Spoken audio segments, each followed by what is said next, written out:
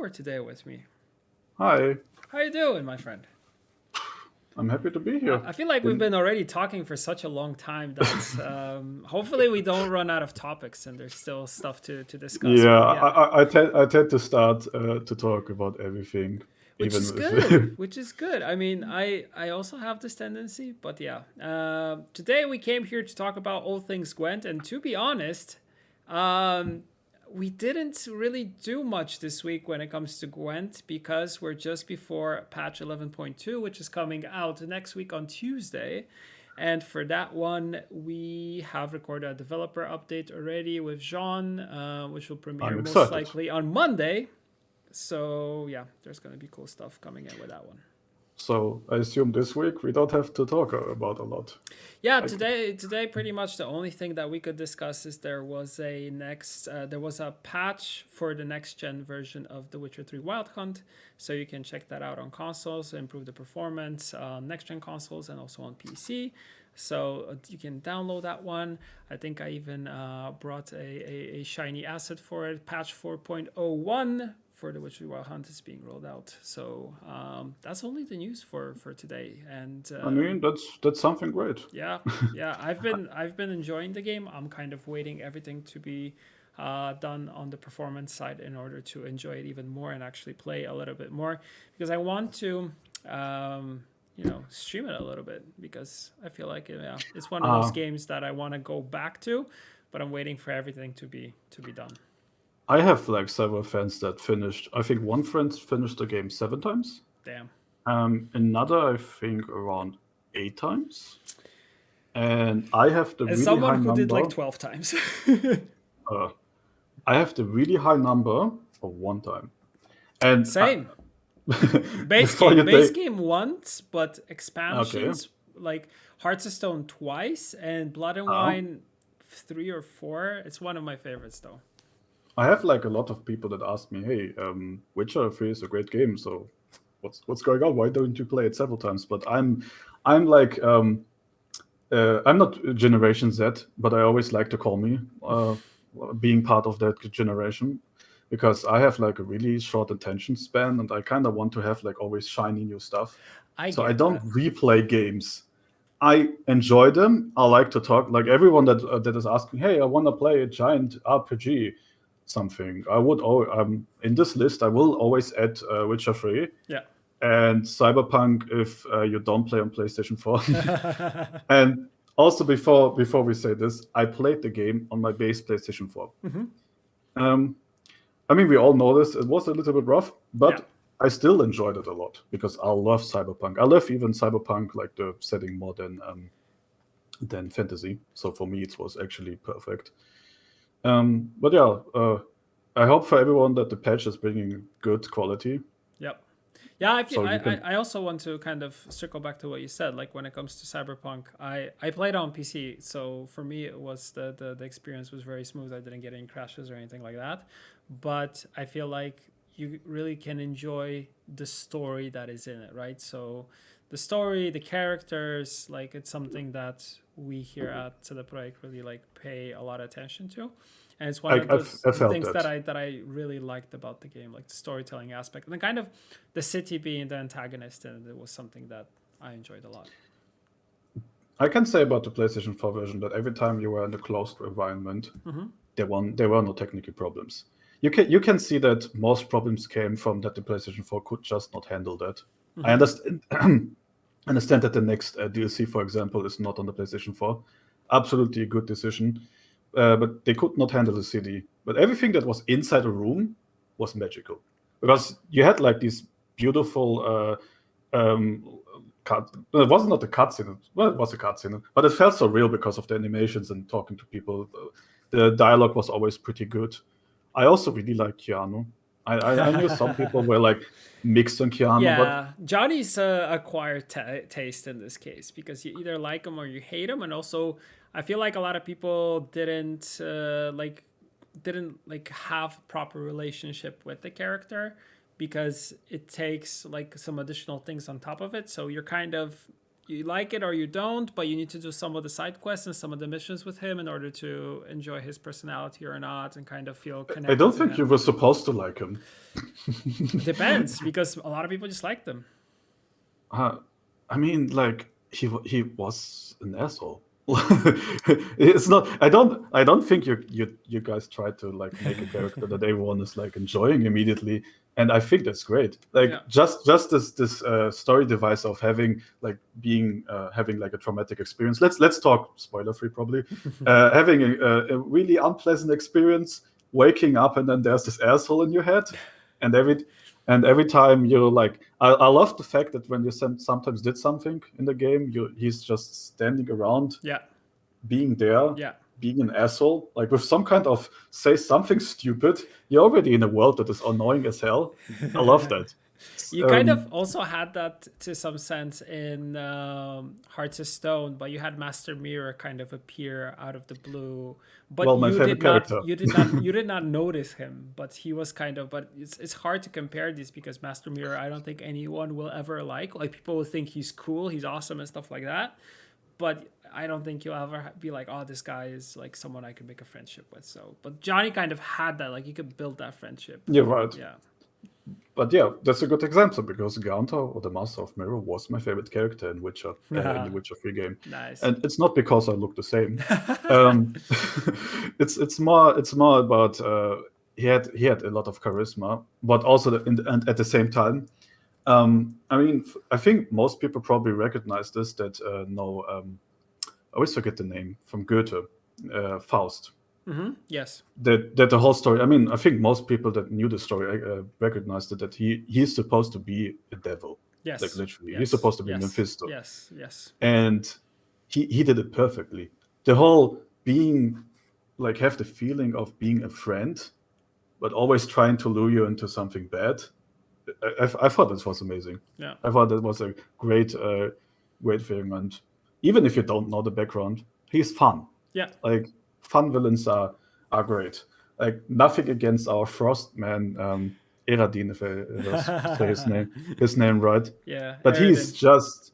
I know there are the books, Yeah. of course, but let's assume from a person that just plays Witcher 3, and he's just like a dude in armor, and he's summoning Frost, and you're probably then saying, I'm not gonna like fight against him. I rather go play Gwent, or I do like great side content with Bloody Baron, for example. Yeah. So he wasn't. Yeah, but Bloody Baron was part of the main quest, and Aridin kind of was too. But the fact is, you know, he is part of the NL in some sense, and he's one of the generals of the Wild Hunt. So he is pretty much there to be a, you know, the big bad, let's say, but they're all of them kind of are the big bad. So they are all supposed to be the Wild Hunt that brings the end of the world and stuff like that.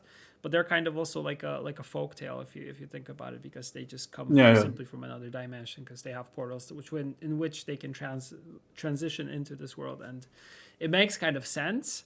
But you know, you kind of see that there is more to this character than just being like this boogeyman that appears out of nowhere and is supposed to just scare you, right? Because he's not like, if you think about the fight with him, it was easier than in the Imlerith fight, for example. Like the Imlerith fight was super hard.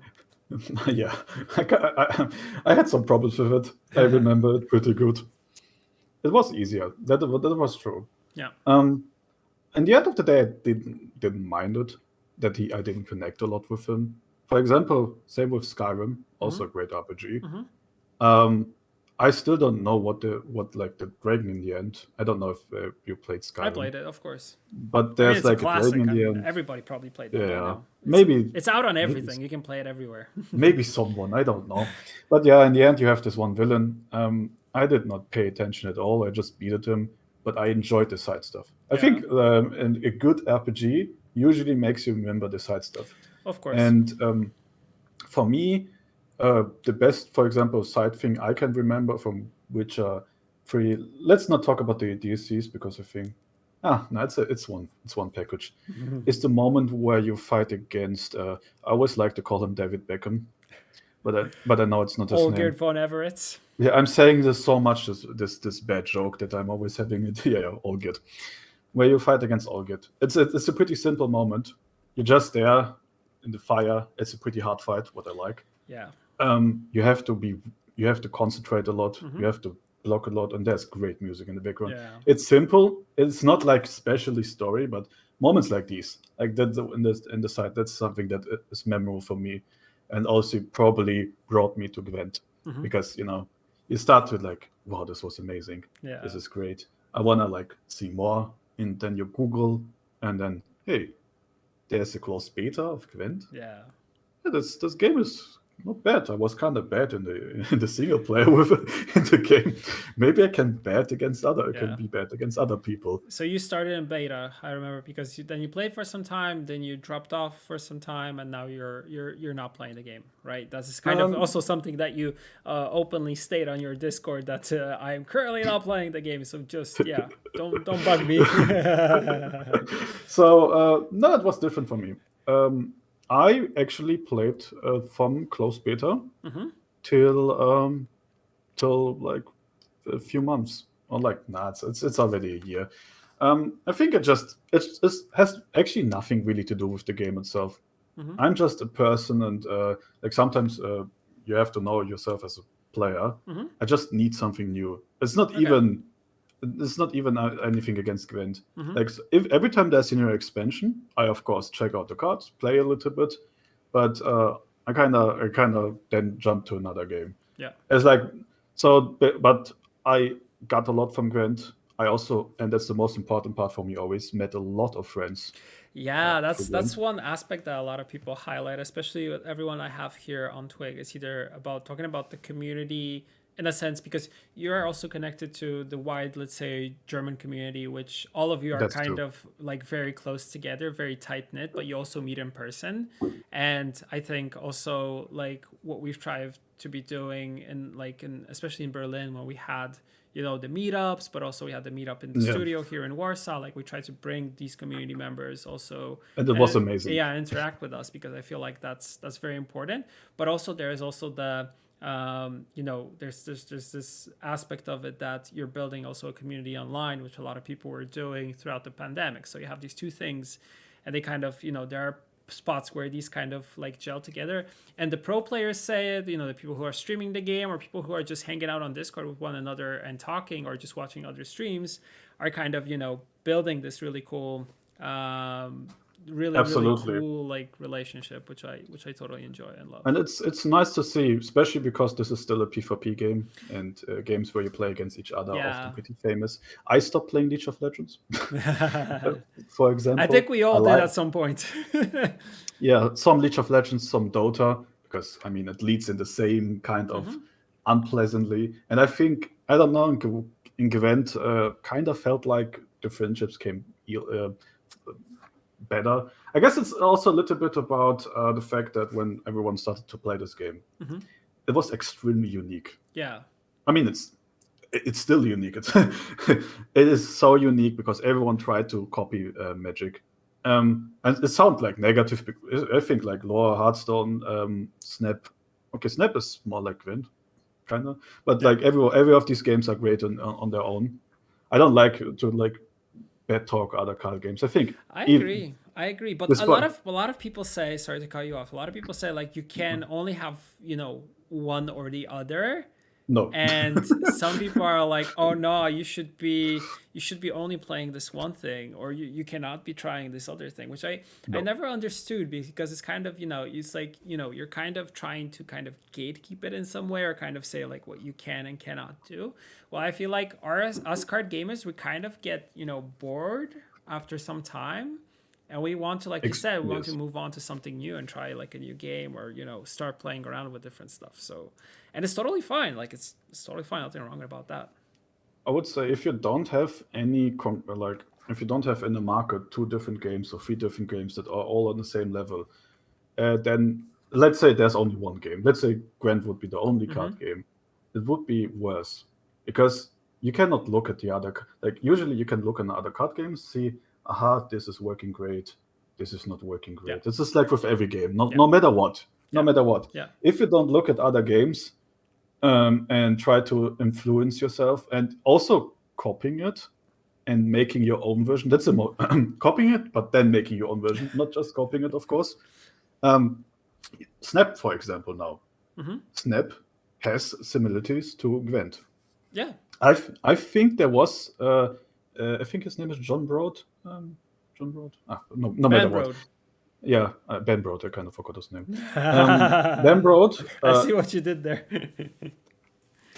Ben Broad looked at Gwent probably. Maybe didn't say it. He looked at all card games and he was thinking, I don't want to have just mana. I mean, there is mana. I want to have something different feeling. And he made this unique game and it's successful for a reason. Yeah. It is unique. It has a good, everyone knows Marvel. If Yeah. they don't like it or not, they know Marvel. It's everywhere, especially due to the movies and kind of like, Yeah. the Snyder movies, and the whole Marvel universe was kind of everywhere at some point through the Avengers and stuff like that. So you would get exposed to it very, very quickly. So like there was no way that you would not see it. But yeah, I think a strong IP as a foundation is always cool, because Absolutely. I was also talking to this about this with my friends today.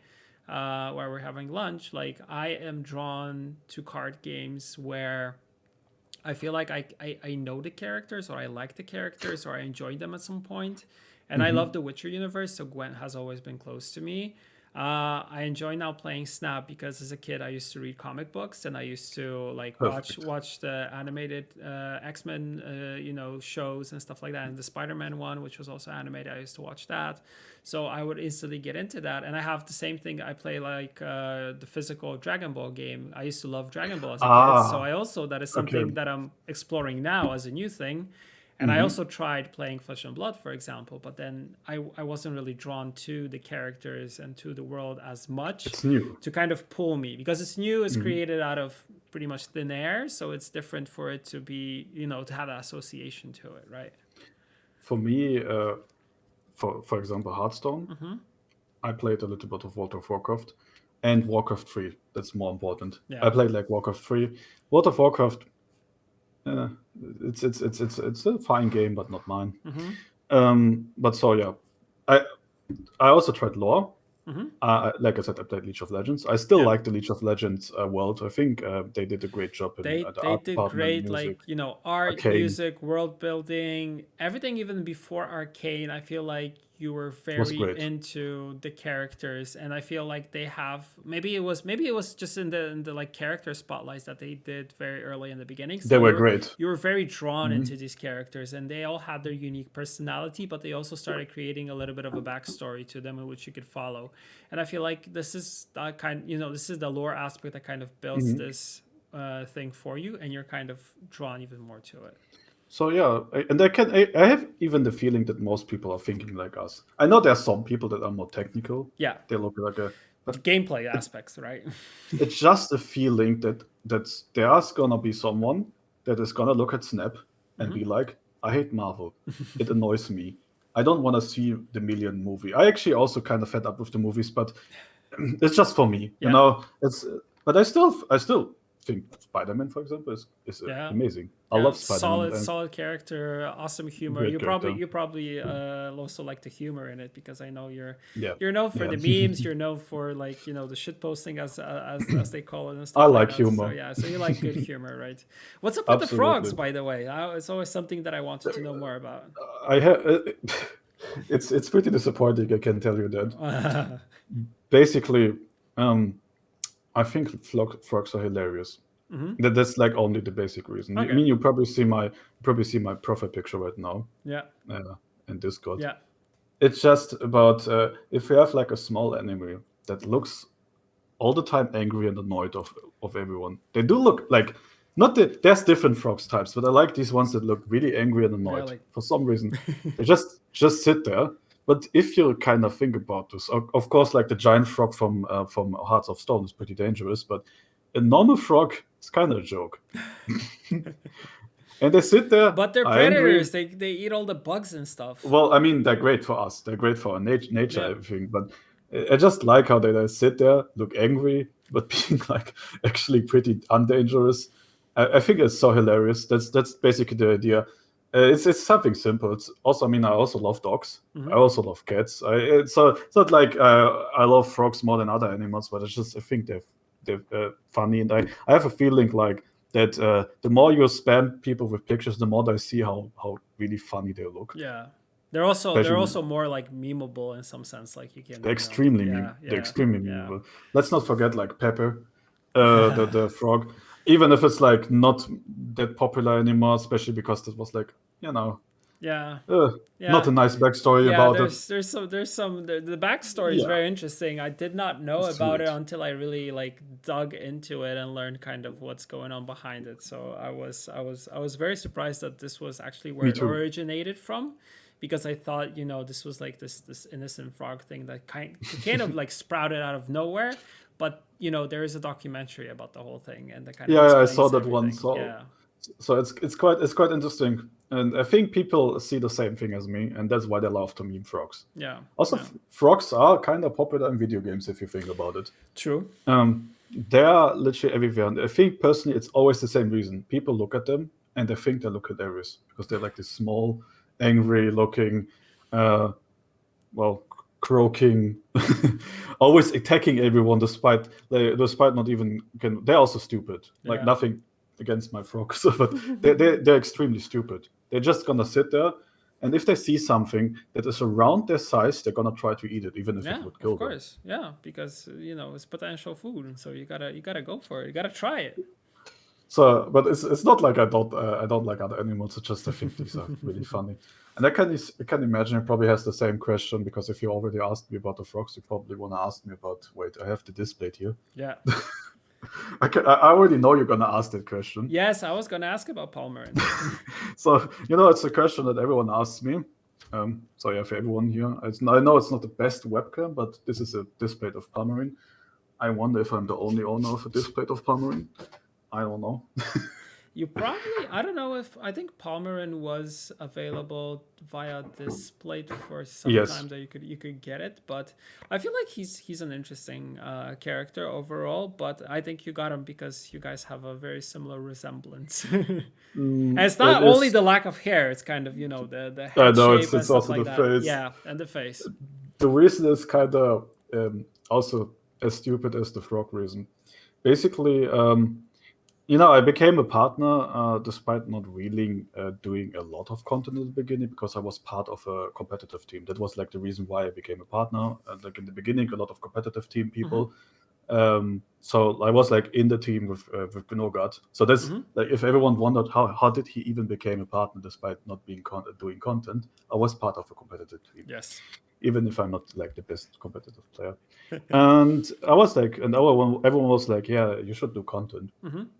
You don't do content, and that was like my joke for a long time. You saw it in the partner Discord. I'm always Yeah. when I meet someone from CDPR that has to do with PR, I'm sorry for my trolling. It's nothing personal. I Which like is you guys good. all. At least kind of like you tell them what to expect, so they're not hit out of the blue, like what might or might not happen, right? So yeah, I'm always like to say this. I don't have anything Yeah, personal against yeah, anyone. I know you guys are great, and I try to keep it on a always friendly level, even if I'm yeah, little bit there and there.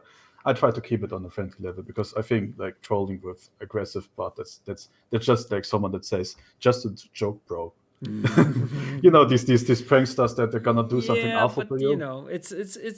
you might say, yeah, like it's a joke, but sometimes you make it hit so hard that kind of people do not treat it anymore as a joke, and they're like, why are you so mean, or why are you doing this? This is rude, this is disrespectful, and stuff like that. But if it's done in a tasteful manner, I feel like it is something that we I also try my enjoy. Like best. we enjoy like memes and jokes and stuff like that, and sometimes things that are a little bit in your face, but end of the day, it's fine. Like it was, I think we were talking also like recently about like our perception on Rashid and stuff like that. Like we like the guy, even though he's like all over the place. He has a lot of energy and I stuff think like he's that. in the perfect middle. He's Yeah, in the perfect middle. yeah. So You can really go the next level, but you can tame down, and it's still kind of fine, right? it's important that you're aware about it.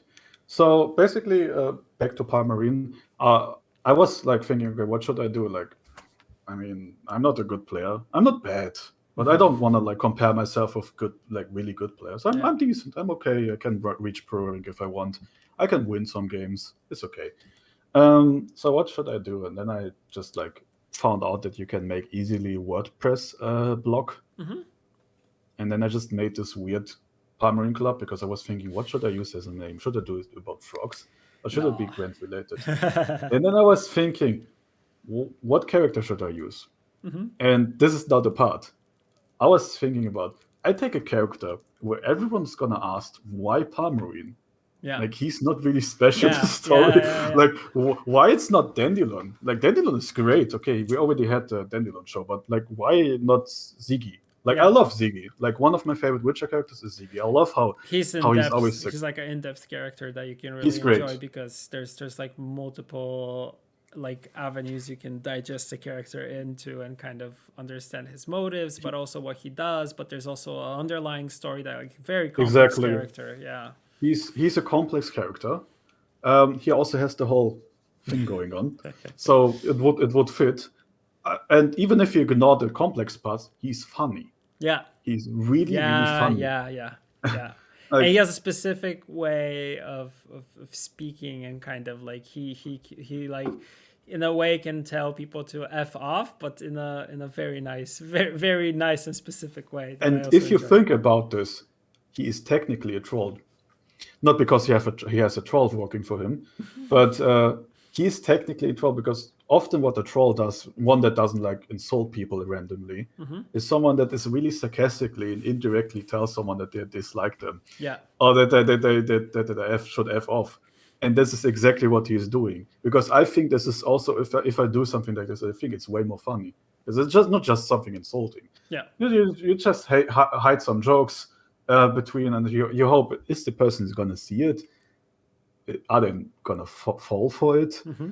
And I think it's a little bit like Sigi. But I was thinking, no, it's way more funny if I have a character where everyone is asking why Palmarine. Yeah. And in that time, I didn't even play Blood and Wine.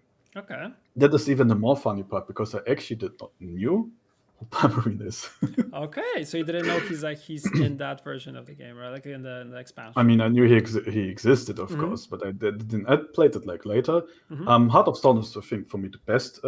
I even say, for me personally, it's the best what CDPR ever did. I Mm-hmm. think Heart of Stone is brilliant. I mean, the Um, storytelling in it is just stellar. Brilliant. Like and like I think we were talking either now or it was before we started the podcast, but I think it was now. We're also talking about like you're talking about Faust and kind of that story and also having that Hmm. element in it. And if you know your books and your Slavic culture, kind of you will understand these things and they kind of I tie into googled it. it. So I yeah, googled oh it. okay, so yeah, so even more like it kind of adds to the backstory of how everything developed and how everything was made in it. So it makes it even more It's amazing. tangible and more amazing because there's more stuff like tied to it. So I think I always love to tell this everyone because if I understood it right, there is a Polish version of Faust, Mm-hmm. and that was the version that was used. Yes. And okay, so spoiler for everyone that didn't play Heart of Stone, big mistake. Uh, if you Make it didn't, up. Play it. Play it. Play it tonight. Play it now. I'm usually not someone that is always pushing games to someone, but I think that's something you should push to someone. Basically, in the Polish version, there was the idea that if I remember it right, Mm-hmm. that Mephisto told the guy, so we have to like if we meet on the moon, was it? Yeah, it was like this. If we meet on the moon, you pay your contract, your Yes. soul, whatever. Yes.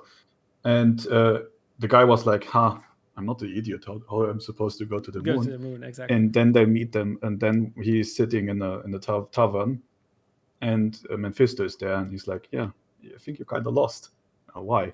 Well, look at the name of the tavern, and it was the moon." Yeah. And when I then later, like when I read this, and then I realized, wait a minute, the same happened in Heart of Stone. Yeah. Like when they were standing on the moon symbol, and I thought this was a great reference. That was exactly a nod to that, to have that element because the moon is It's very great. important in the story, and it's kind of like, yeah, I mean, If you lose the Amazing. bet, you lose the bet when we meet on the moon. It's like, yeah, it's possible to meet on the moon, but then there's some things that kind of like it meets it meets the restriction of the contract, so technically it works. But the way it's done, well, that's a Well, different story. it also shows just how tricky a character like. Mm-hmm. I don't want to say Gaunter. Always want to say Mephisto, Mm-hmm. because for me it's more like Mephisto. Yeah. Gaunter was always supposed to be. Well, I don't think he was in the Witcher world. He is something like a devil, but like a strong demon, Mm-hmm. like a really powerful demon, Mephisto. Yeah. It just shows how he's also playing with someone, Mm-hmm. because he knew that it's gonna happen. He knew everything. Mm-hmm. Like he was planning that. He was not expecting, of course, that Geralt is gonna go into this world and beat him in his puzzle. Of course, he's not gonna. Like he gonna thought he expect can this. control him also, but that's kind of the character arc that there is there, that he kind of can, that you are even outsmarting like the devil himself, or like one of his agents and stuff like that. So it's even And more interesting. wasn't there even like the hint that Wilgefortz? I heard like a theory. Wilgefortz says the same, where he says, there's one voice line, reflection in a pond of the. Yes. I'm always I bad know. with remembering this kind of stuff, but I mean, Wilgefortz is like one of the classic Gwent there's cards. this, So. it's the reflection in the stars. Yeah, something like that. Exactly Don't the mistake same. the reflection of something into something. I'll find it. Yeah. And I know that exactly this was the solution when you beated him. I remember it was the solution. You mistake the stars reflected in a pond for the night sky. Yeah. Thank you, chat. Thank you. I don't. I just realized I don't even have the chat open on my phone. I don't even see the people. I'm sorry for everyone that I'm ignoring. I don't do it on purpose right now. Okay, now I have it open. So yeah, I always have a feeling that is a small hint that Wilgefortz was one time maybe had something to do with Gaunter, and he beat him in the same puzzle. Actually, that one I would not. I don't think that was the one, but I would actually look into that, because that's an interesting take on it. Well, I'm just a theory. Yeah. I mean, Wilgefortz is intelligent enough for that. Of course. Like, we don't have to like argue this. But so I mean, he's even more intelligent than Geralt. So yeah, I would assume he can do that. So I personally think Heart of Stone is great. And for let's do some advertisement. Was it the Phantom Library or the Phantom Zone? The next Cyberpunk DLC. Phantom Liberty. Liberty. Yes. Thank you. I'm always very bad with names. I personally hope I cannot play it now. I'm waiting for PlayStation 5. Mm-hmm. There's probably gonna be like a Cyberpunk bundle somewhere in the future. You don't have to say anything, but it's like I know that for Witcher there was like a bundle far in the future where we could have LDCs, maybe like in 2 years or something. I gonna then, when I have finally PlayStation 5, not easy to get. I'm gonna play it, and I hope it's a little bit like Heart of Stone. That makes me so happy to hear that, because I kind of know stuff, but it makes me happy to hear you like say that. It like really makes me happy. Look, I'm usually someone that likes to troll and stuff, but this is like actually me as a gamer. Yeah, that's really cool. I really enjoyed that content, and I think it's a good place to like talk about this, because I think a lot of people also think I also see everything negative. Because if you have like someone that is always making fun about literally everything, it's probably and when that person says something for real, it's like serious, and then it's like, what? Is he for real? I guess Gnogart is owning a PS5. I could just go to him and play it, and then like replay it later when I have my own. Or it was like invitation for me for stealing his. So yeah, he pretty much said that you can take his because he won't be using it. That's how I understood it. Like he said that in chat, so I would totally say that that's valid, and that's, since we both have the same feeling and same interpretation, I think that's the kind of the case. Yeah. So thank you. I'm seeing Jamoni. He's asking if I'm still myself or if I'm being serious. Everybody can be serious from time to time, like, but you don't know. Maybe it's a joke. Yeah. Well, like I'm just saying, I'm not gonna come to a show and then be like, a funny joke here and funny joke here. Because That's not fun.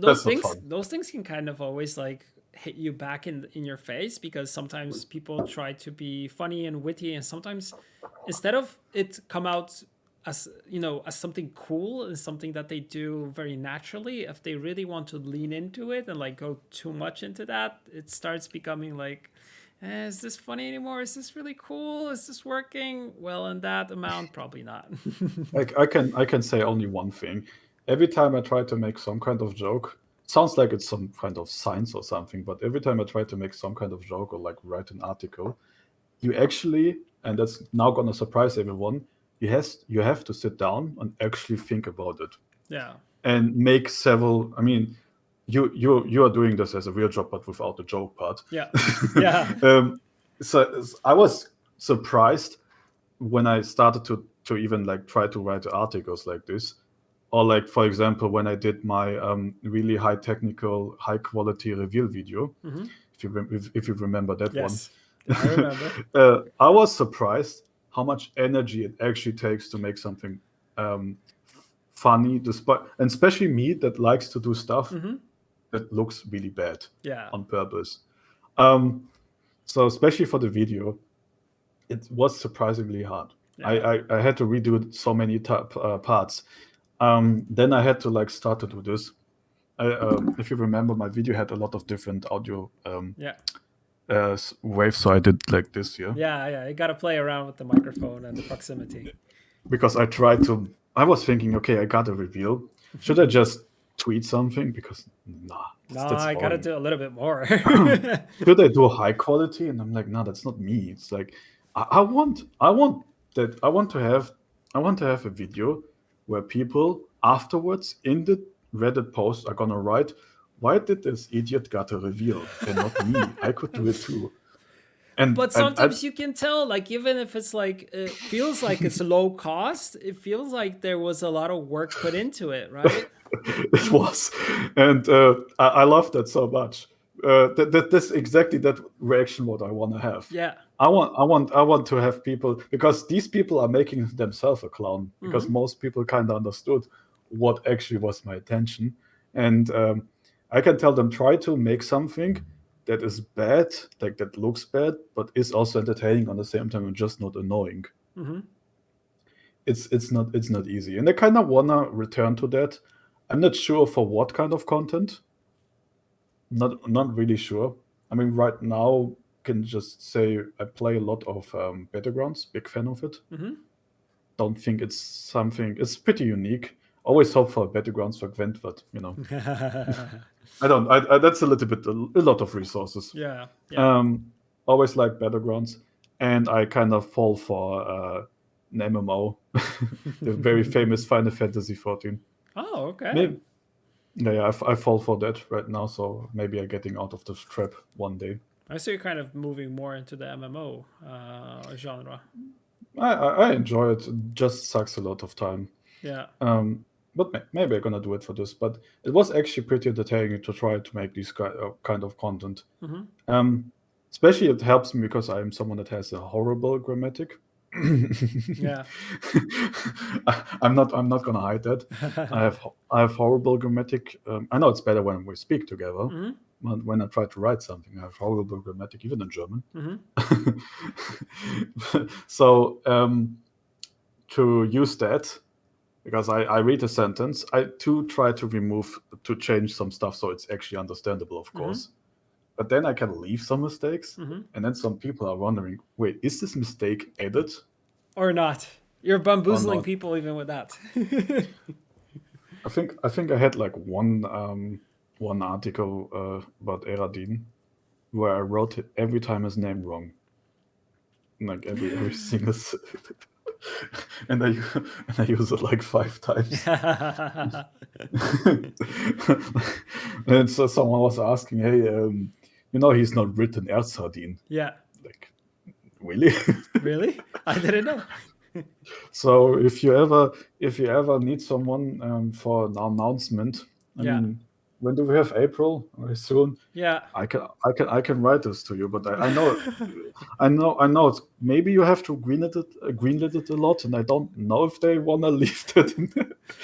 When it comes to art copywriting, like I now work with like the communication team, and I know our copywriters are like very very knowledgeable. I even I when I write my communication, I make mistakes, so I whenever I write, I kind of run it by them just to be 100% sure that that stuff is okay. But I also know that when I'm writing to someone, it's normally done in between things and super super fast, so I'll be making mistakes on the go, but it's less important than when you're actually It's communicating human. something to It's the it's players, human right? anyway. Yeah. Yeah, I can just imagine if you talk to a community, you have to be so careful, Yeah. especially video gamers. Let's say the very Ziggy way of saying it, Ziggy meet if gamers are pretty emotional. That's like the neutral way to say it. Yeah. And so if something happens that can stir up the emotions, Yeah. you don't want to be like with a honeycomb and like you Yeah, want to now be careful. everybody in chat is using like Ziggy fourth most played leader. I know I said that. That wasn't my high moment, but I was actually mad at that time, and I was trying to defend the design team, which probably wasn't the smartest thing I did. Yeah, echo chamber, like that was also Like a I said, thing. we are all humans. We are Yeah, all humans, so yeah. it can always Power happen. creep. Yeah, power creep is a buzzword. I can understand you. Like basically, you looked at the stats, Yeah, and stats don't lie. yeah, But then you have the issue, like I said, emotional. Someone, and that's the biggest issue with card games. Like it's such a big issue. I can imagine the stats versus how does it feel to play against. yeah. So the best recent example we have is Renfrey. Mm-hmm. It's the best ever. Renfrey got nerfed and nerfed and nerfed and Yeah, nerfed. I mean, the card was powerful, yeah. extremely powerful. Let's not, deny that. But it got nerfed and it got nerfed and got nerfed, and then it was only played by like I don't know 2 decks or like 1 deck, like vampires, for example. I Mm-hmm. know the meta changes so much, so I hope I'm not like too far behind. But let's say that was played, but there are still people, and I have to say, also a little bit me, but I Mm-hmm. know it's like wrong. Why is there Renfrey? And there's still Renfrey. I don't like that. I tend to do that too. I'm Yeah. like it's an emotional thing. Or for example, when I see a deck with Golden Necker, and I know that when I say like why is this the Golden Necker, but it's like 1 deck. Yeah, Like it's much like different than the Renfrew, which was pretty much tried to be added into every deck because the card was so overpowered at the time and overtuned that you just wanted to have it because like it doesn't matter if it fits your deck or not, like you will make that card fit, right? so then is the question, what are you doing? Like you know that most of your player base, 90% probably, maybe even more, Yeah. are not Coleman. Um, like That's true. That's very, from, very from true. or like Paya, for me, like my favorite players, Yeah. and they're not they just play because, for example, they like see Wild Hunt and Mm-hmm. they say, "Damn, they look cool." Yeah. Yeah. I think they look really cool. I want to only play them. Mm-hmm. So and let's say they like people will play them even if they're underpowered. I know they're not underpowered right now, Mm-hmm. but like people would even play them when they're underpowered. But and then you have and then they like see there's this one counter deck that is only working against Wild Hunt really good. So they're gonna hate it despite the deck not being good. So how I always see like a big problem. Like how do you even handle that stuff? And for you, especially if you have to talk to people that don't know that they are actually wrong. I mean, Is it wrong to feel it's something? it's sometimes they're wrong, sometimes they are actually very very right, and it's hard to also judge like who is right and to what extent, because sometimes you have like also opinions and stuff coming from players that are fairly pro or actually pro players. So when you take like what they have to say into account, it makes sense. But sometimes you also need to be thinking about that some of these people, even the pro ones, are kind of biased into the things that they Also feel a like, problem. yeah, that they know is good. Like they will play some decks and they will not like say anything about them because they want to keep on playing them because they know it's just it's an easy grind for them. but there is also, like you said, like people who enjoy specific things. Like you don't want the things that you enjoy nerfed, because then you kind of lose interest in that, and you have to move on to different things. And sometimes I feel like, even when things get nerfed, it's just a perception of things getting nerfed. Like the perception of, something, Yeah, a company goes out like, we're tweaking this, and they're nerfing it a little bit, and they're kind of seeing like, will this slide? Will this cause people to not play this card, or would it cause, to kind of for them to move away and focus on different things? And sometimes it works for people who are like, oh my god, they nerfed the card. I mean, it's done, it's trash. It's like, I won't play it anymore. And often it sometimes it's not the isn't. case, right? Yeah. Yeah. And that's the funny part. So that's always like, I was always thinking when you released the patch and there was like some spicy archetype, despite not even being the strongest usually. Like, what do you do? Do you give him the bone? Do you do you not do it because it's not actually that worse? And in the end of the day, I personally say you probably have to go more for the emotions, because these are the most players that playing. And even if it Yeah. feels bad, even if you're like you're one person that sees it, and you're like, hey, why is this nerfed? Are you Yeah. crazy? But you have to go for the people that enjoy it, and have a good between.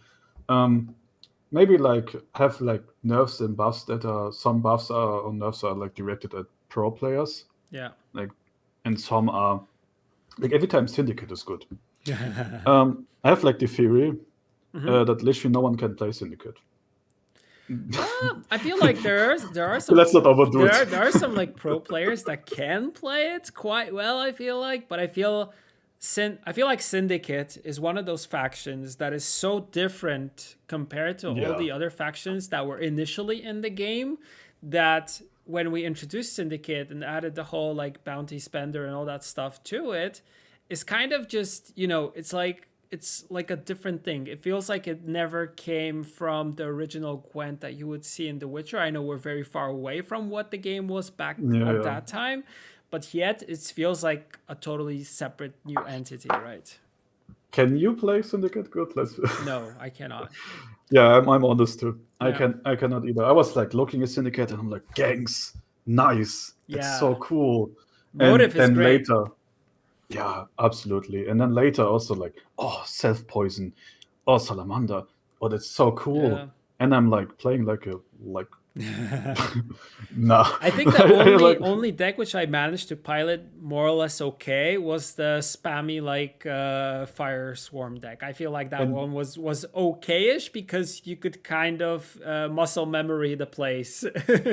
And my theory was that this is also the most popular deck without even knowing this statics. I personally think it is probably also the most popular Syndicate deck because most people can play it.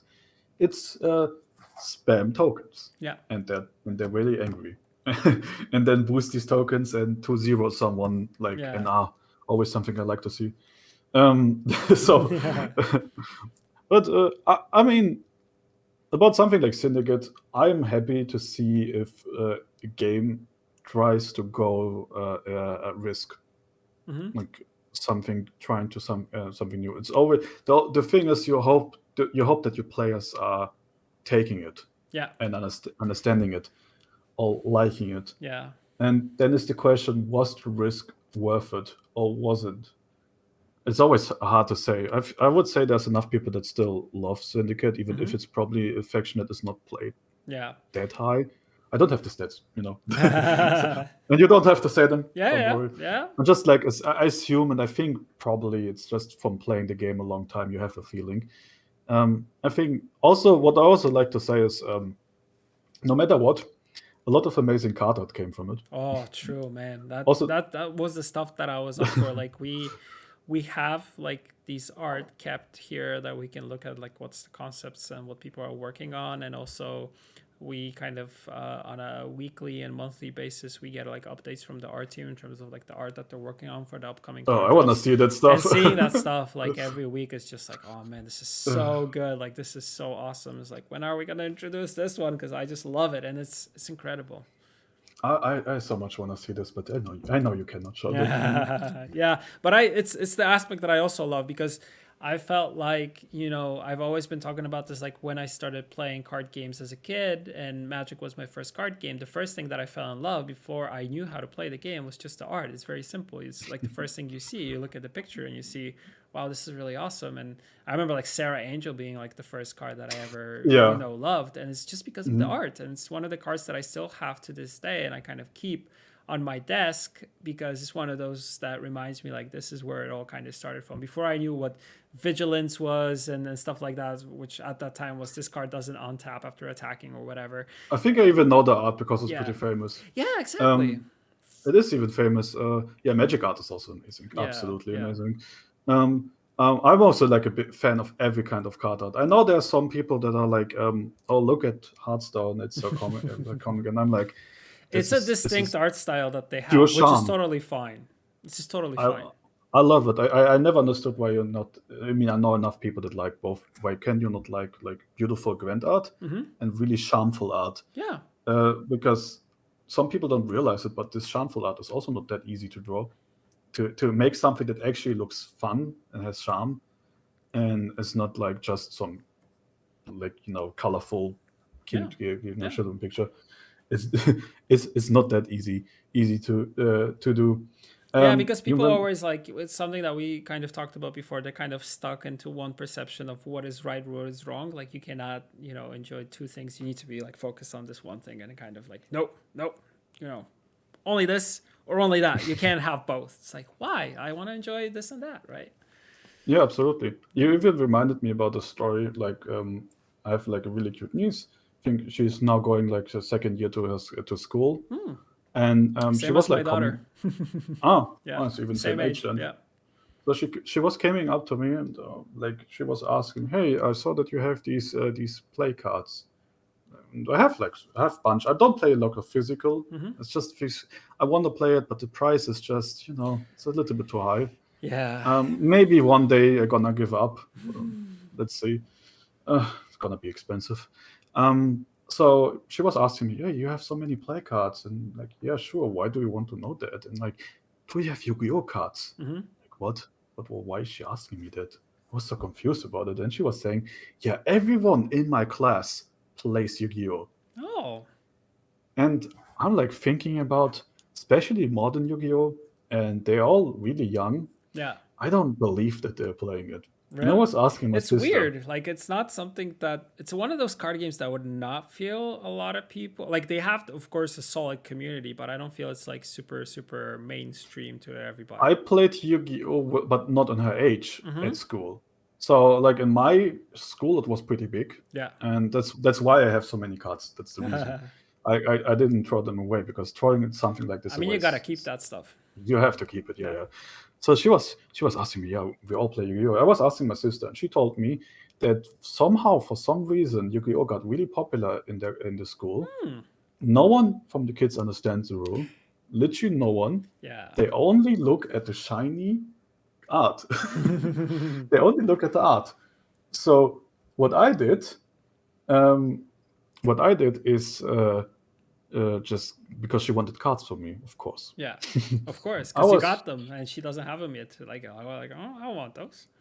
I was just giving her cards with really high attack and nice art. Aww. And they were all bad because today in Yu-Gi-Oh they're not good anymore. You cannot just it's like GWENT. Let's assume you have like a card that doesn't do anything and that just has a high body. I don't know, 16 points. No, but it doesn't have 16 points though. But let's say it's just 16 points and it's like, I don't know, 13 provision or something. Yeah. Or like 13. It would be bad. Yeah. It wouldn't be great. You just play this big unit, but it doesn't do anything. So, oh, nice. Thank you for my Igni target. Or something like this. Yeah. It's like so I just gave her cards like this. And it's great to see because, I mean, how it starts. It starts the same for all of us. Maybe in the future, she's going to ask me again, which she also kind of understands that stuff. And I will show her, I don't know, the card games. Maybe this Disney card game is going to be great. She loves Disney. Yeah. Exactly, yeah. Maybe this game is going to be amazing. And it's Disney. kind of It's have an money, awesome maybe. IP, and the possibilities in terms of like the things that they can do with it is just immense. They can go any direction and do anything they really want because, like you said, it's Disney, and they also now own Marvel and Lucas, and Ah, yeah, yeah. so That they have everything. They have all the universes to pull from.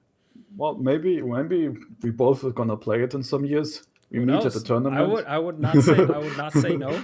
I don't know about tournament. I don't know if I'm that competitive to be I'm honest, not. I'm but not. yeah, but play some meme decks probably I would not say no. Well, I can imagine already. There's gonna be. You probably know the Kiss the Frog movie, one of the Disney movies. I don't know if you saw this I one. don't think I watched that one to be honest. Very recommendable. And it's not because of the frogs. It's a great one. Oh, And the villain is turning people into frogs. So perfect. Yeah. it would be like blue because you have like a lot of blue cards Yeah. in Magic. Yeah, yeah, I, yeah.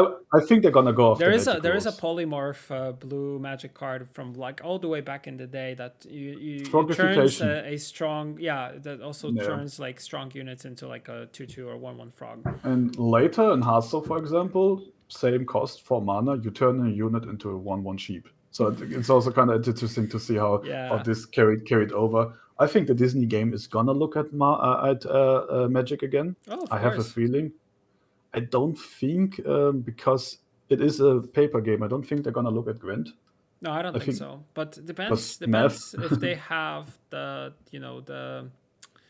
kind of if they want to go digital at some point because a lot of physical Ah, card games also go digital unless you're Flesh and Blood where you kind of want to say like you're only keeping it physical and then you have the community making a digital client for it. So it's kind of no, like I feel like everything gets kind of digitalized sooner or later. I just hope the Disney game is not led by Richard Garfield or whatever his name was. If I I'm not wouldn't. I confusing don't them. remember if, but they had. I think they made. I don't know if they had Garfield on board. I would maybe not Nothing. say, but they already once used Garfield for Artifact, and that did Yeah, not that's go what I too want to well. say. Nothing personal against Garfield. I mean, he created like something that is should be every card gamer should be happy about him because he gave us like the wave of card games. Yeah. So it's not like I respect him for this, but I really don't want him to touch another card game. It Because depends. It's not only one man's fault. I feel like it's a yeah, whole process and a I lot of things know, that kind of go I into know. this. I Yeah. mean, I mean, it started with Valve being like, "Hey, we want to make money, so let's sell it for 20 euros." And like, 20 euros in a market where people can play every game for free. I mean, Yeah. Gwent was on a high, for example, like really Yeah, we were popular talking in about this this time. before we started. I think we were the card game that was a bit to the too generous side. And I know I've been saying this Yes, for quite some time, and I kind of agree in yes, that because if you wanna be in it for the long haul, like that was just written in chat, you kind of need to think about sustaining this and actually making the money. But you can mix, I think, the generosity with also the kind of aspect of making income out of this thing by exactly, not doing wrong by the players because I think it's a very thin line like to which extent you can be just making money out of it and moving forward and to a point where you feel like you're just milking the crowd and it's bad. I think it's a weird line. It's the same with the emotional thingy. As a developer, you want to be like this famous for, oh yeah, it's these developers that always care for us, so they make the game really nice. But you also kind of want to survive. Yeah, yeah, you kind yeah. you kind of wanna make money, and so uh, to find this.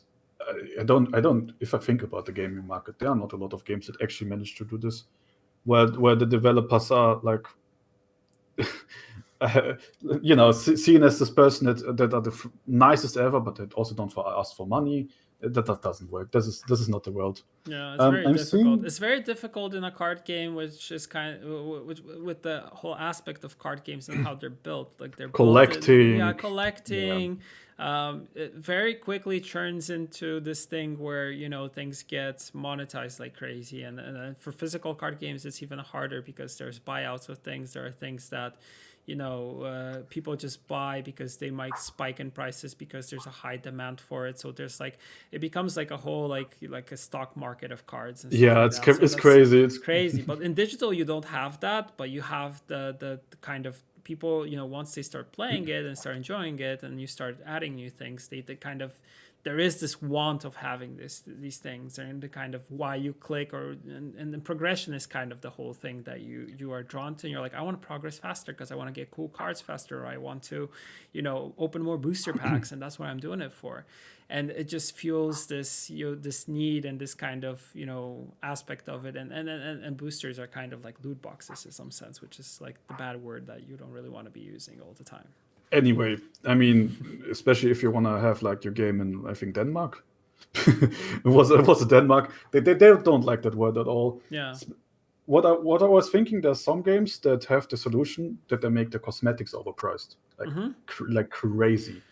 The question is how many people actually just buy cosmetics for the sake of buying cosmetics. I feel like the number one thing that I always see in card games is the perspective of players who play the game a lot, enjoy the game a lot, but do not want to be spending like crazy money on it because they feel like it's just crazy. It's like if there's a card that is spiking on price, let's just print more versions of it so people can actually buy it and enjoy it, right?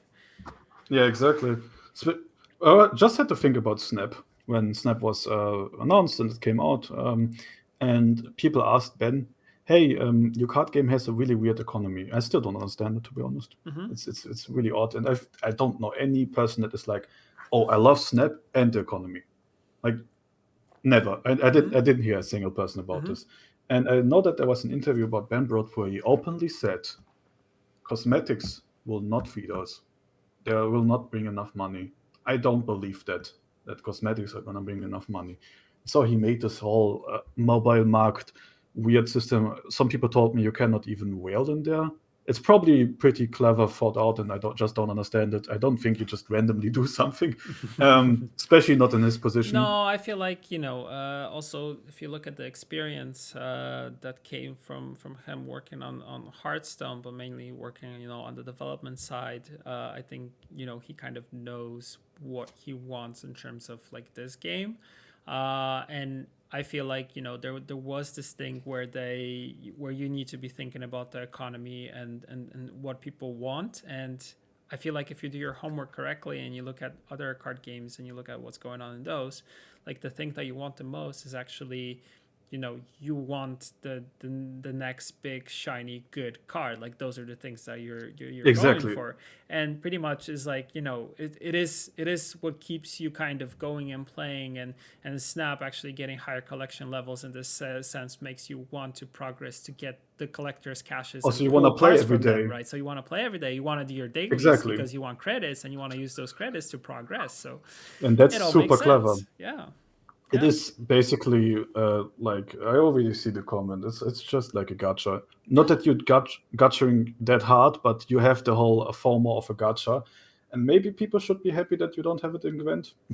You always have it like a little bit with daily quests, but every game has daily quests. It's not like, of course, you need to have dailies because people need a sense to be coming into the game and playing it. Even if you're a casual player, if you're not grinding or creating like decks or thinking about like what's the next big thing you should be playing, or kind of like people like Shinmiri who can pretty much dissect the meta and stuff like that. There's very little players. There's mainly the main group of players are people who just want to quickly jump into the game and play the deck which is best performing, ideally that they get out of a website or YouTube or from one of the creators, and just go with it.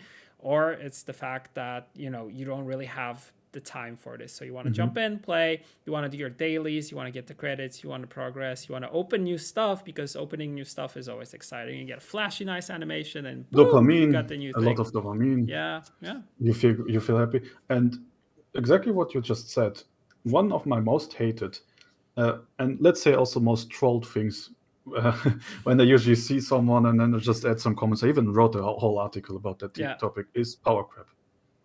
I hate that word. It's inevitable, man. I look at some older Magic cards and I look at new cards coming out in new sets, and I sometimes compare them, and there's a lot of people in the community that put these cards side by side, like this is something that used to be powerful back in 2002 or 1999, and then you compare it to something and then you compare it to something that comes out today and you're like, oh my god, we have really moved on the power level like crazy on these things. You remember with Slammer where he got a lot of flack for saying, do you want to play chess? And honestly, I completely agree with him. Who wants to lock. Let's say, if I remember right, the next expansion is April. Yeah, it was April. Yeah. Let's say the next expansion comes out. People are a little bit bummed out because of the Gwenfinity and everything. And then Gene and Legion teams releasing a new card, and it's like a 6/6 bronze. Yeah. And you're like, what the hell? Now people will be asking if this is a joke or something, right? Who wants that? Yeah. No one. And people are saying, "Yo, look, the provision value is this, and your new card is like way over it." And so I mean, people want powerful effects. They want cards which are doing cool things. It's something that we also talked about in the beginning. Is like people want things that are sometimes maybe not very predictable. Like not everybody wants to have effects which only give you a desired outcome in a one-to-one aspect, and you don't have any variability there. Of course, going the other way is also a problem because you go and become an RNG fiesta, and then everybody's also unhappy because I know you're getting tilted because you're not getting the result that you want to. So how to mix these things up and have everything in the middle. A little bit biased with that, and not just because I'm playing Hearthstone, because when I play Hearthstone I don't play normal Hearthstone, I play duels. It's not a really famous mode because it's not that popular, and some people are like, haha, you play duels. It's a mode that basically works like you play a rogue mage, so you collect really overpowered abilities, and they make your deck completely go crazy. And you have some crazy passive abilities. I don't know if you ever played it, so I'm just explaining I'm familiar with it. You know it, okay. And yeah, your enemy has the same. So both people are starting to be completely broken. Yeah. I build it. I call it like super assimilate, where like start to copy cards from my enemy and then reducing every card to 0 mana, and then I just play it all in one turn. And that's fun. That's fun. I mean, it's fun and crazy. And why I like to say this is even people that are not like love that crazy stuff like me. I know it's stupid. I also get destroyed by people by having even more stupid decks. Like I accept that fact. Even by people that don't like this. I would say that most people, even with Gwent having the whole it is a very strategic game. Like let's not take it away. Yeah. But even with that, with the whole we are tactic, people want to have a base level, and then they want to play something that feels over it. Yeah. They want to feel unfair. People just love that feeling, and they can not tell me that they want to play a tier 3 deck. And yes, I know it feels great when you manage with your tier 3 deck to outplay the tier 1 deck. Yeah. It is a great feeling. It's not like I'm not gonna say this. It's like, of course, I don't want to even take away with my talk because the experience of other people. But I think most people just want to have this feeling of, yes, loser. I mean, I destroyed you. But this is kind of why we kind of play. Like you either play that or you play for like some personal meme thing or kind of kind of fun, but in the end it never feels good to kind of lose a game. So you can use the I'm playing for fun aspect, but are you only playing for fun? No, I think there's more to that.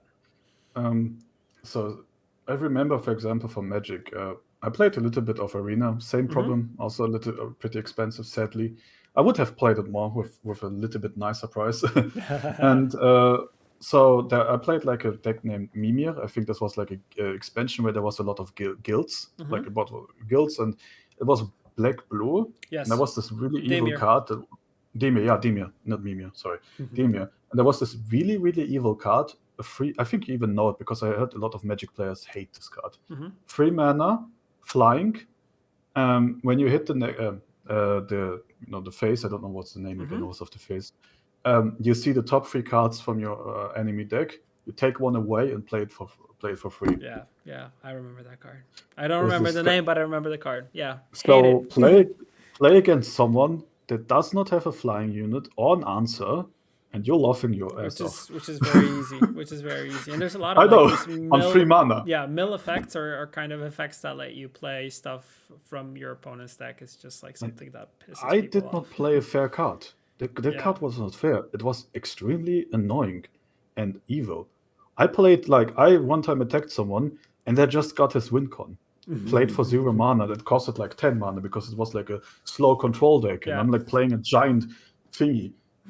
So, and I no one can convince me they don't want to have the feeling of powerfulness. I can't, no one can It's convince me. powerfulness, but it's also fun. Like I've noticed from myself that I also enjoy. Like I also play like a Zorius deck in Commander that I really like. That is kind of like a control deck, but pretty much puts taxes on people, so they need to pay more for things, and also Oh, you're evil. but also You're evil. but also has effects which causes my opponents not having the ability to attack me, or if they want to play a spell so it doesn't get countered, they need to pay 1 or 2. But it's not a high cost, but it's a small cost.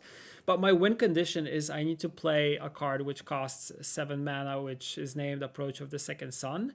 And that card, if I play it once and then I put it as the 7th card on top on my deck, and when I draw it and play it for the second time, I win the game. You win, probably. Yeah. Yeah, okay. I knew Yeah. it's an alternate win Yeah. condition deck. Yeah. For example, I could never play that. That's not my jam. And I will say, if you ever would play against each other and we are not like, I just play against your online version and I don't know it's you, I would hate you. A little, I'd be like in the Educate Still card game, you know. But Yeah. at this moment, I probably would hate you.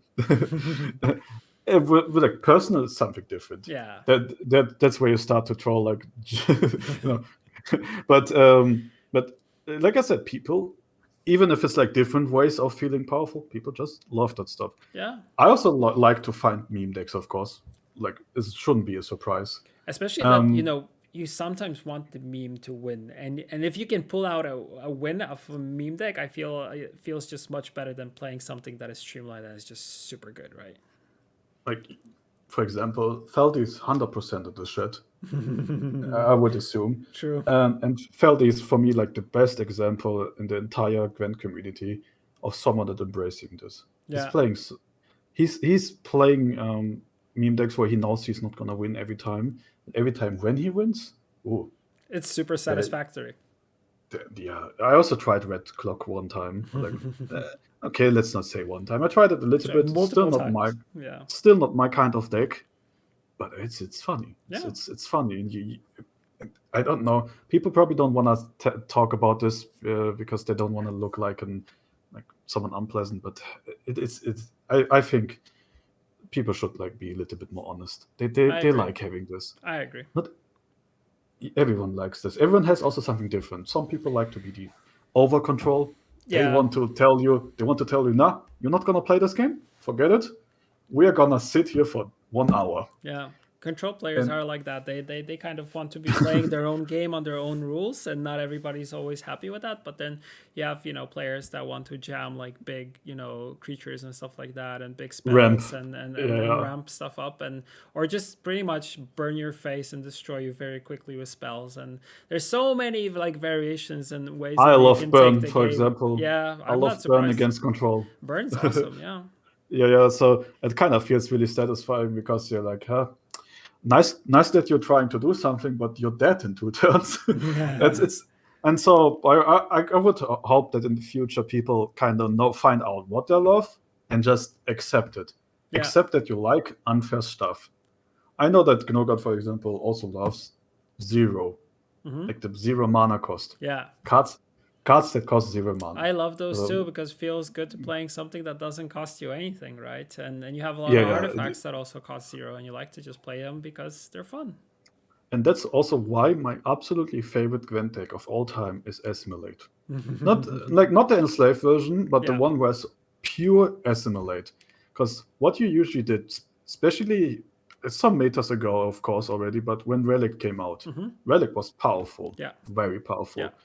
I remember it had even needed a nerf because it was like, I think even a little bit too much. But so I was like saying, yeah, great. Relic is strong. I don't care because what I do is I play your deck, but better. I play 3 Gennikovas or what? I think Gennikovas or Gennikovas. Yeah. I'm gonna play 3 of them. Yeah. And I know that others after some time because I don't know if people don't like that because it's a control-y deck. Like, of course, it's very control-oriented, and people don't like when you're playing with their stuff. Well, I usually didn't play a control version. I really played pure greed stealing because I knew people are gonna really, really hate this. Yeah. They know I play their stuff for more provision value, double. Yeah. You're And playing their stuff better than they are, and that always is not good. No, never and good. my big problem with this was that I could not play normal decks afterwards because I knew I kind of could play it better. Yeah. So also, Nilfgaard is the most popular archetype. I don't need not archetype faction. I don't need stats for that.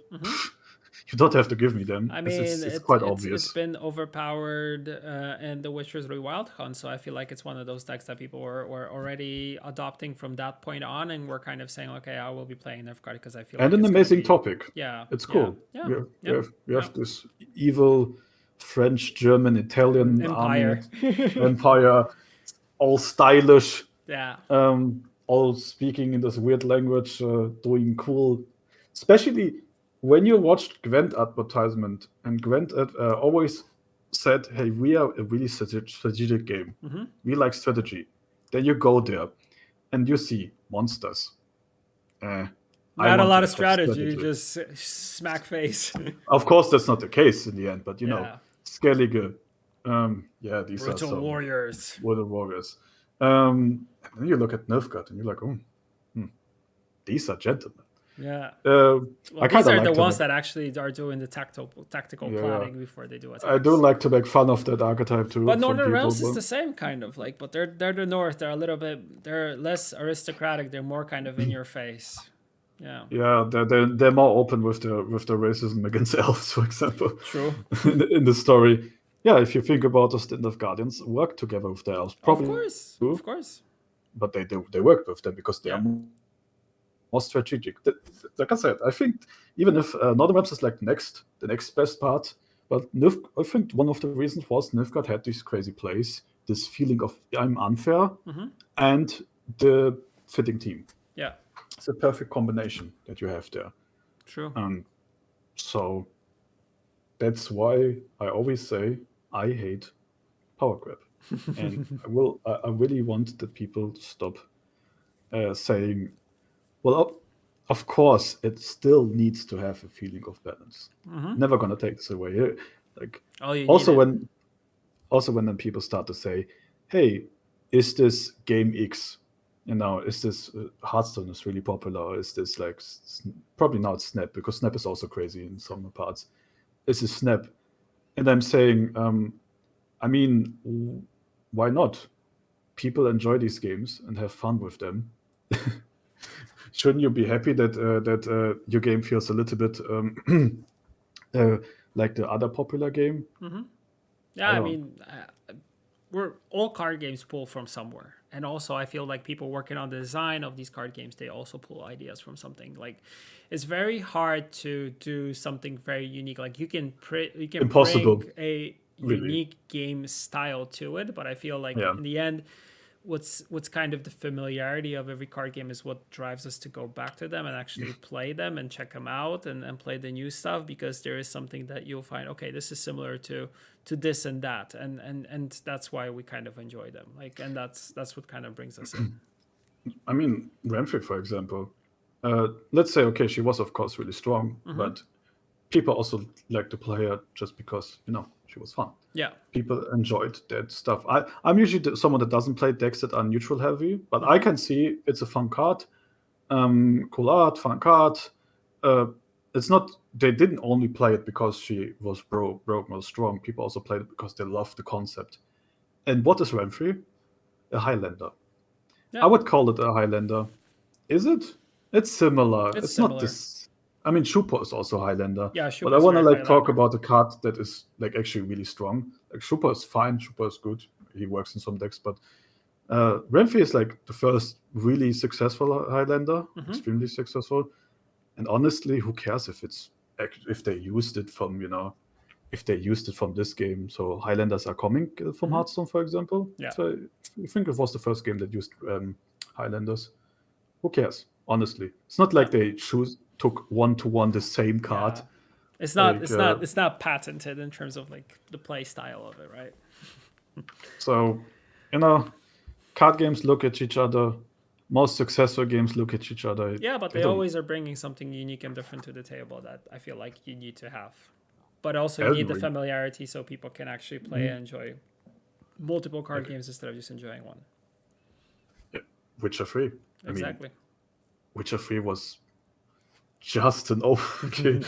It's a little bit unfair to say that, but you know what I mean. It's Open just world an open RPG, world right? RPG. So, okay, you didn't climb a tower, and then you had like your surrounding. I always like to make fun about that thing because after Ubisoft, every game did this with you climb a tower and then you see everything. But you looked at the map and you see question marks, and it's this typical game thing. They want you to walk around and look at the game world. Yeah. Was anyone like, hey, guys, I saw this in another game. Bad game, 1 out of 10? I don't think so. Yeah. I think most people were like, hey, I know this from another game, so yeah, okay. But I went there and I experienced a great side story because there was like an NPC and he lead me to this and blah, blah, blah. It's how you do it. Yeah. You can copy everything. But it's also copying, but I feel like it's also playing like a homage to the source of something. Like if you know there is something that you like within a game, like you want to have something that you call either an Easter egg or it's just a nod into something that you enjoyed within a game. And I feel like what we've always been doing as a company is like we've been saying that, okay, we are gamers and we want to add kind of gamer aspects into the games that we enjoy based off of the things that we experience ourselves. So it just makes it more natural, right? I think it shows kind of that, that we all, every gamer is like shaped by a lot of different games. The stuff that we played either in our childhood or even a year or two past, like all these things kind of have an influence on us. So we want to do justice by them by doing something similar, not copying one to one, but doing something similar. But when someone who has the same kind of, let's say, gaming upbringing or played the same titles is kind of seeing like, oh, I see what they did there. That is a nice homage or a nice nod into to other source material, which is totally fine. So yeah, also I just like to talk about this because these are with Power Crab and hey, this is from another game are the two most things that I always had an issue with. And you saw these sentences in I mean, you can't reinvent the wheel when it comes to card games. I feel like maybe one day someone will do something different. The question is, will that take off and will people enjoy it? Because it will be just some totally different to what we're used to, and maybe that will be that I don't know. problem. Someone's gonna be like, "Where's the face?" Yeah. Someone's gonna ask, "Where's the face?" Yeah. I mean, it worked with Gwent. Yeah. People accepted that there's no face, but then you realize with Gwent, for example, despite being very unique, it also had, because there's no face, it took away a lot of possibilities. Yeah. But you always like, I was like in the beginning, I was a little bit arrogant when I played other card games and I was like, hey, why don't they just use this cool thing from there? And then, I don't know, for example, Gnoga that understands the game better than me is like, hey, do you think about this? It's like would break the Gwent rules. For example, that's the problem. Like you need to be in some certain like space on which you kind of can't go really out of, because then you're starting to become something different than what you originally were meant to be, right? You don't want to do this. You don't want to have a face. It's also in a blessing and a curse, because you're limited into the things that you can actually do with it. And I feel like we've been changing the game in so many different directions and doing so many different things with it. Like you get to a point where you're kind of slowly getting lost in this whole thing, because you're like, oh my god, no, like we're changing everything, and now it's a boost and balance game, and then before that it was this, and now we're cutting a row, and now we don't have leader abilities and faction abilities, and like what's happening here? Like there were a lot of things, but we were still trying to keep it, into what the game is. We kind of went from a board game / card game tavern feel into more of a battlefield thing, and also like moved stuff around there and kind of changed the identity of the game. Homecoming was a pretty interesting time. Like I said, I experienced everything. I mean, you saw it even completely different. I remember like seeing every single step. It was an interesting direction, and it was quite obvious, and I think you probably knew that too, that there's going to be people that are like, nah, goodbye, tschüss. Okay, this was German. I'm going, I don't want to play this anymore. And some people are like, nice, I'm on a battlefield. And Emir is standing there, and he's like arrogant. More immersive. Some people like it. I'm between both. I like the tavern bot, but I mean, it's also cool to have your like one of the best parts is the bigger card art, the best visual change. That's also the thing why we wanted it, because it felt like if we we ported that version to mobile, like the cards would be so small that you would be not able to see what the hell you're playing, because the ability, like the card art is the aspect that you want to really highlight, because you're proud of the art that Of your artists are course. doing and you're happy with it. Like you want to be showcasing this art to draw people into the game, because it's one of those things that will also draw people, because it's like Geralt, Ciri, Yennefer, Triss, like all these major characters which are known throughout And the you want to books and present games. them. You want to present them, you want to show them. Mhm. Even when you have elves or dryads or Skellige warriors that turn into bears, like you want those art to be exposed to like the best possible way. That's why I think Homecoming is just something so unique in the gaming industry. This doesn't happen a lot. Yeah. Like the only example, and now my friends are gonna be annoyed because I start to talk about Final Fantasy again. I don't know if you ever heard about the story of the online game, but the Apparently beginning they also version, had a rough start. Like early version of the game wasn't what they envisioned. it was awful. It was actually awful. Like with Gwent, we had a great beta version Yeah. and a great official version. Both are really different, but both are great. But you decided with that it needed some changes, and so you have two good versions. Sadly, you can only play now one. Yeah. So but you cannot just keep up two games. It doesn't work like this. No. But the version of Final Fantasy was completely awful. Like there's a great, I can recommend you this even as a non-player. There's a great doku from NoClip, if you know that Yes, YouTube channel. Of course. They did a documentary with us also on CDPR. Yeah. Yep. So I have to Google that. Yeah, check it out. I love the documentations. And yeah, they did one about Final Fantasy, and in the game they even told they made an MMO without playing others. And the director that is still the same director, he's still since 10 years or something. He was like, guys, are you serious? How can you not play World of Warcraft and make an MMO? Like, you have to play other, like we already talked about this, you have to play the other successful games, look at them, say, hey, this is good and this is not good. And be like, okay, we need to take this. Yeah. And after also was the same situation. Players were like, what are you doing? Why are you like not updating our base game? Like the few players that enjoyed the base game. What are you doing? Why do you keep this so long? Blah blah blah. But it worked for them. And I would say Gwent and Final Fantasy 13 are like the only examples where the studios above said, let's try it again. And it's also great. It's difficult though. It's really difficult to start over, like, because it sounds insane. Yeah. To be honest, it sounds insane. So much energy that has to go in there. Devs that thought, okay, we are finished. It's over. Now we have to do it like DLCs, but we don't have to do a new game. And then tell them, hey guys, let's start from scratch. Let's go. And I cannot say it's difficult to transition into something totally new and change the vision, like in midst of the development. Like it's. And how do we explain this in PR? I mean, PR is one thing, but also like having people who are very close to the project and working on the project explain it to them that the vision is kind of changing and we need to be doing things differently, and also having you adjust to it, I feel like is big and is very difficult. And some people will understand that and they will actually be going with that, but there are some people who will totally not understand that and they'll be like, oh, I don't know if I'm on board with this like 100%. Yeah. It is a really hard topic, and in the end of the day, you will not have a lot of people that like you will have people that agree with it, and some people that don't. Like for the Final Fantasy example, they needed a long time to get back, a long time, and they invested also a lot of money. This game is now 10 years old, and only now I only started to play the game now. It became really successful and famous, but it's also like a little bit to do with Blizzard and all their stuff. Let's not talk about Blizzard. Maybe Diablo 4. I don't know if you like the Diablo games. I like them. Of course. I think we kind of been brought up on those games, so I feel like you gotta be enjoying those. I mean, I enjoyed those as a kid, and I still enjoy going into Diablo. So I mean, it's a no-brainer. We'll see. Awesome. We've almost been to an hour and a half, so I Oh, want to start wrapping up. But it's been a pleasure talking to you, to be honest. And I feel like we I'm could go surprised. on for another hour and a half easily. But because I Yeah. know, it is long already. There's one thing Yeah. I want to show you Yeah. because Gnoga talked about this. 1 second, I have to Okay. stand up for this and search for something. Okay. I'm back in a second. Okay.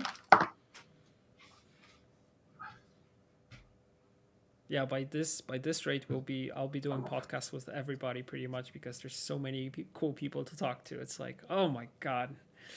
But I just like talking to people. Like I was saying this to someone today. I just enjoy getting other people's perspectives and bouncing stuff off of them. So yeah, daily twigs, that would be crazy though.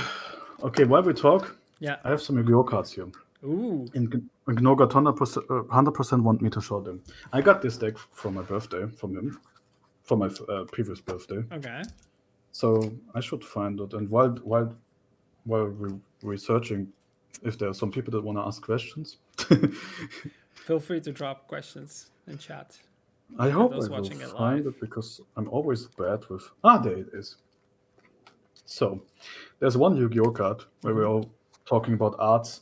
He was already like talking about that one. There's this one Yu-Gi-Oh card. Actually, was one of the strongest in the meta. Mm-hmm. Maybe we can see the picture. Frog in orange. That's so cute. That's a good one though. Can everyone see it? Yeah, it's I can not see perfect. it, so I think everybody else can see it too. So if you want to Google it, because the name, okay, it's golden. Totally awesome. Oh my god. That's one of those word plays. So yeah, this card is totally awesome. Yeah. And the joke was, this is an extremely powerful card. Yeah. Like, so you have to imagine, I didn't play at the time, but I think Nora told me that was like one of the strongest ever. And there was like a full frog archetype, but it's even without the frogs, this card itself is so strong. I need to like Google the hell out of that one. Yeah, I think if you understand some basic of Yu-Gi-Oh, you will understand that this card is really unfair. Yeah. And it even has like a little bit. It's even banned now. Oh, okay. It's banned. So it's banned in some formats. That makes sense. I heard about some people that actually even hate them because they saw them in the it is a really strong card, but I don't want to bore people now with Yu-Gi-Oh abilities. Just saying it's strong, and I love the fact that totally awesome. Google and check it out. Yeah. We're all about card games here, so we love them all. Yeah, make a card, name it totally awesome. So if you want to use your influence, I know I already got my frog card, but maybe tell them last expansion. Yeah, more frogs. Some kind of frog card. Make it completely broken. People are gonna hate me. It's gonna be on just say it's my fault. Yeah, I take it. I have a lot of answers. It's gonna be the frog guy. Already. I will take it. So yeah. I don't know if there's any questions. I did not see, apart from how do magnets work and rogue mage. how do magnets? The problem is, I think most people that joined this chat all know me. Yeah. Already personally, even met me personally. So I don't think that there will be a question exactly right now. But if you have one, we can wait some minutes, or we can. I think we're good. I need to be moving on and bouncing onto other stuff. But it's been a pleasure. It's been awesome to talk to you. And thank you all for watching. And we'll be back next week with another guest. Take care, everyone. Goodbye. Bye.